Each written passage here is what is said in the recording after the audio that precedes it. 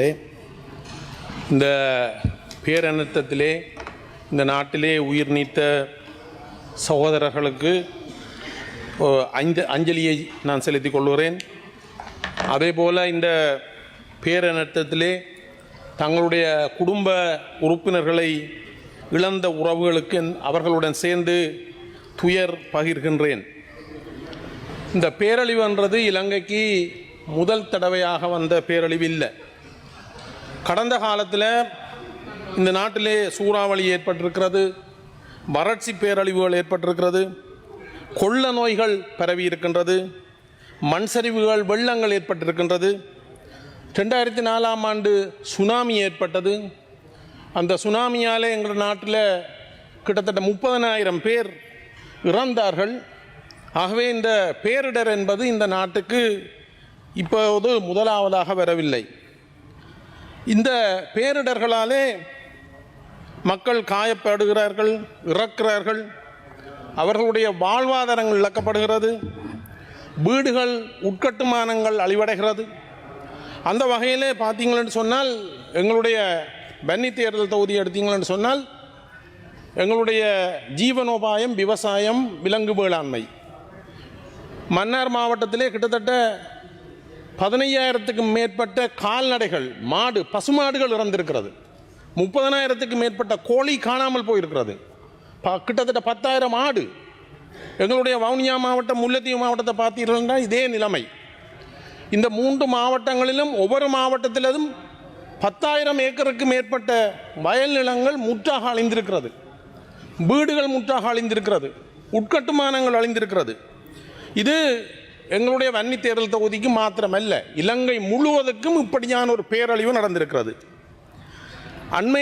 அண்மையிலே உலக வங்கியினுடைய தரவுகளின்படி ஒவ்வொரு வருடமும் கிட்டத்தட்ட $380 மில்லியன்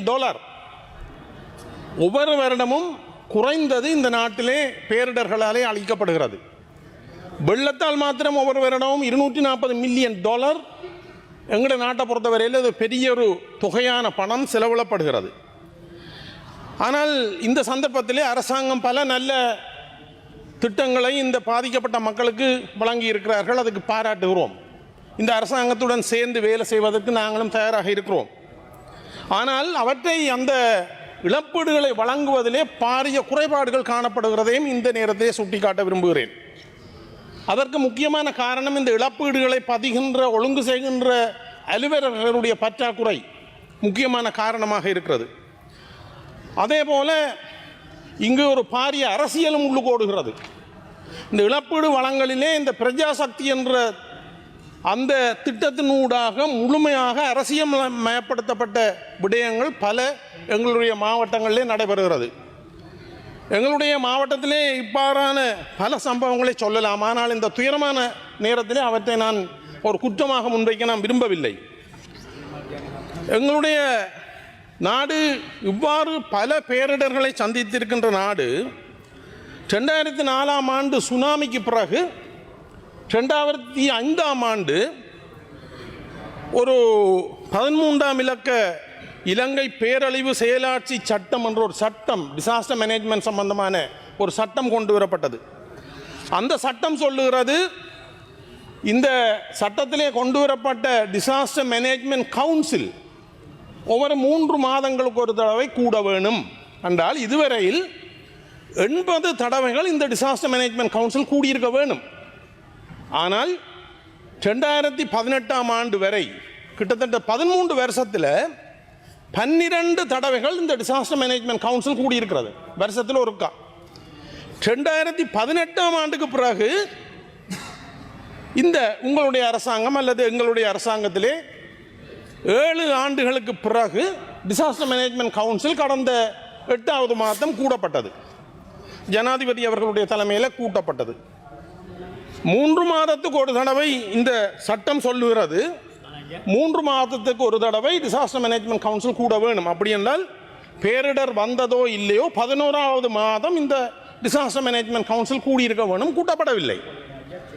ஆகவே நான் சொல்ல வருகின்ற விடயம் என்னென்னு சொன்னால், இந்த பேரிடர் இருக்கிறதோ இல்லையோ, இந்த ப்ரிப்பேர்ட்னஸ், மிட்டிகேஷன், ப்ரிப்பேர்ட்னஸ், ரெஸ்பான்ஸ், அதுக்கு பிறகு ரிகவரி. இந்த நாளிலும் நாங்கள் எவ்வளவு தயார் நிலையில் இருந்திருக்கிறோம் என்று பார்த்தால், இந்த பேரிடரில் கூட மிட்டிகேஷனோ, அதாவது மிட்டிகேஷன் என்று சொல்கிறது நாங்கள் அபாய நிலையை குறைத்தல் செய்திருக்கிறோமா? இல்லை. மலைநாட்டில் ஒவ்வொரு முறையும் மண் சரிவு வருகிறது, வெள்ள அனர்த்தம் வருகிறது. இடம்பெயர்ந்த மக்களை வெள்ளம் முடிந்த பிற்பாடு, நிலம் காய்ந்த பிற்பாடு அதே இடத்தில் கொண்டே மீண்டும் குடியேற்றுவார்கள். இன்றைக்கு அதனுடைய பலனை நாங்கள் பார்க்கக்கூடிய எத்தனை மக்கள், எங்களுடைய உறவுகள் இறந்திருக்கிறார்கள்.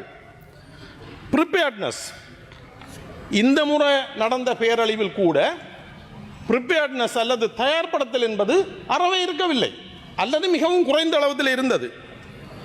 நாங்கள் திட்டமிடல் செய்யவில்லை, பயிற்சிகள் வழங்குகிறோமா? Honorable Dr. P. Satyalingam, you have 2 more minutes. ஆனபடியினாலே நாங்கள் எங்களுடைய இந்த டிசாஸ்டர் மேனேஜ்மெண்ட் செக்டர் எடுத்து பாருங்கள். எங்களுடைய இந்த கடுமையான, அவர்கள் செயற்பட முடியாத நிலைமையில் இருக்கிறார்கள்.